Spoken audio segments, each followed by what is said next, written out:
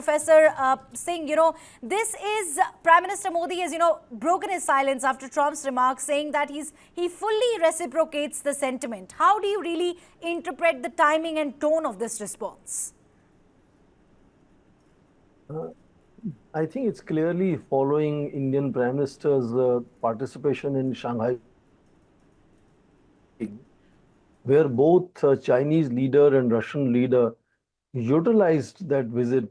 China and Russia already have a no limits partnership, but India joining them made them feel like, being still emboldened to take on President Donald Trump.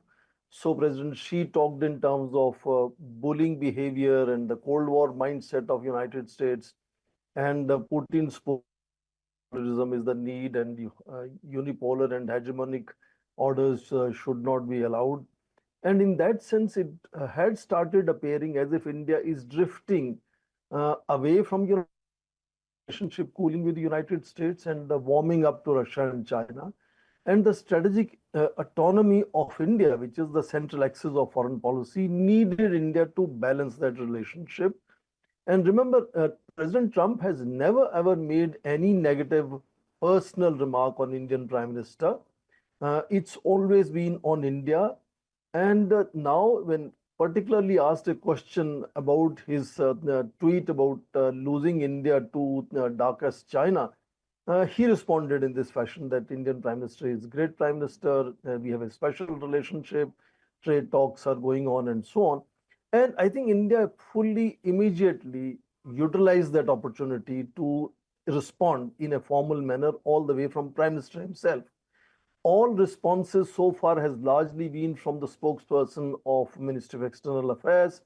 And even he, on Donald Trump's tweet about having lost India to dark China, was simply that he has no comments to make. But now, as soon as a positive remark is even off the cuff made to reporters in White House, Indian Prime Minister has reciprocated, because we want to ensure that we are able to sustain that balance of strategic autonomy of Indian foreign policy and engage United States just as vigorously as possible, just as India is now increasingly engaging with Russia and China. So I think India's strategic autonomy demanded that. But let me quickly put the last one point.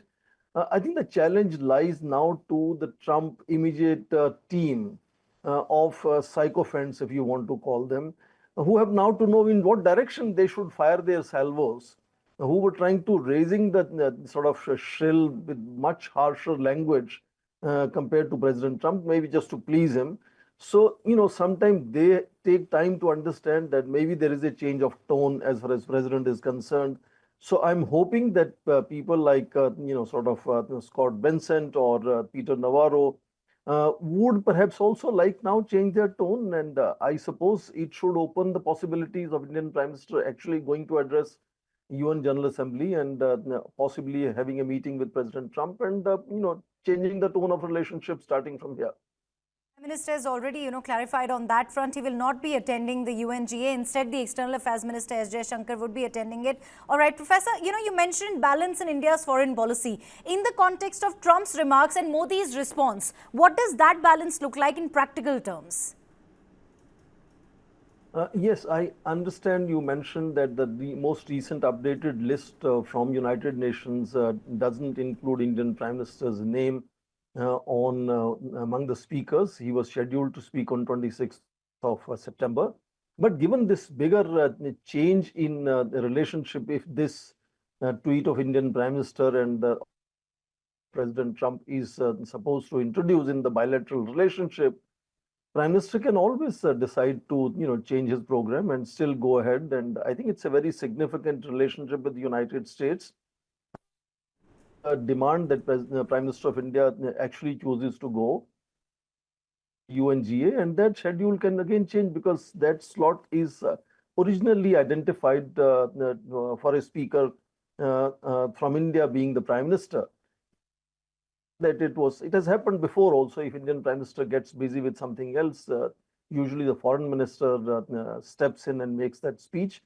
But this can change. I think it's a great opportunity in case we are able to initiate a kind of a change in bilateral relationship from here. then the visit of Indian Prime Minister is what fundamentally President Trump requires. He's been indicating from the direct conversation is required. You remember he called Indian Prime Minister on 17th of June. That was the last direct conversation they had among themselves, other than this exchange.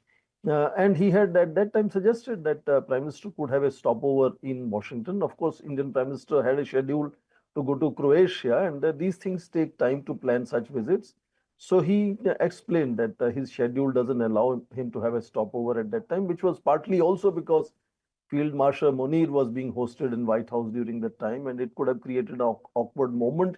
So I think President Trump has made more than clear repeatedly that he would like to have a direct conversation with Prime Minister Modi to resolve issues and irritants which may Yes, he exist also in tried reaching out to the finalizing. Prime Minister personally, but the Prime Minister Yes. chose not to respond at that time. But, sir, coming back to the point that you were making about balance in India's foreign policy and about Trump's remarks and Prime Minister's response, what does that balance really mean on the ground, sir? I think it clearly means that if Russia and China were trying to kind of hijack, I'm using a stronger word, or push the narrative in such a fashion to paint India as one of the integral partners in that trilateral relationship of Russia, China, India, and that they too, China and Russia, have a very different narrative, and they often are standing in confrontation with the United States, unlike India, which likes to sustain balance and engage all sides. I think it's a need to rectify that, which has resulted in Indian Prime Minister using this opportunity to immediately respond to President Trump's very generous remarks, I must say. And it should lead to further momentum, is what I'm expecting. It should not just be a flash in the pan and we go back to the same sort of more angry exchanges from United States and then explanations from India, which has been much more restrained. India has only called it unjustifiable and unreasonable, is the kind of most firm response that India has provided, ensuring that in that sense we keep the door open, and in case there is an opportunity to begin to talk to each other again on trade negotiations. Even on this, President Trump, when asked whether trade negotiations with India are on, have trade negotiations on, he did not are not on, and Commerce Minister Piyush Goyal is still very hopeful. You are hearing him say again and again that by November